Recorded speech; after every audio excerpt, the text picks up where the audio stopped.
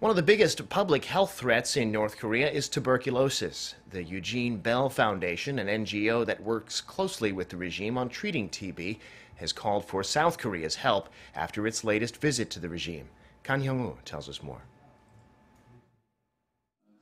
The Eugene Bell Foundation, a U.S.-based humanitarian aid group that has long provided medical assistance to North Korea, has called for South Korea's proactive efforts to fight tuberculosis in the north. At a press conference in Seoul on Friday, the chairman of the non-governmental organization, Linton, said that international organizations are not in a hurry to provide medical assistance to the north because the inter-Korean relationship has gotten better in the recent months, and that they now expect South Korea to take responsibility in helping out its neighbor.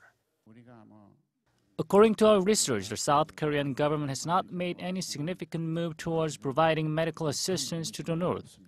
Previously, non-governmental organizations used to assume the leadership in tackling the tuberculosis crisis in North Korea, but it's time for South Korea to take the wheel. In particular, Linton called for the South Korean government to push for sanctions exemptions for aid groups delivering supplies and medicine to treat North Korean patients.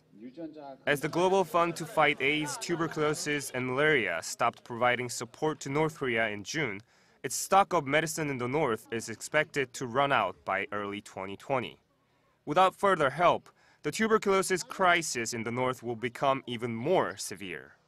According to the World Health Organization, some 100,000 cases of tuberculosis were reported in North Korea in 2017, and about 16,000 people died from the virus. Hyeong-woo, Arirang News.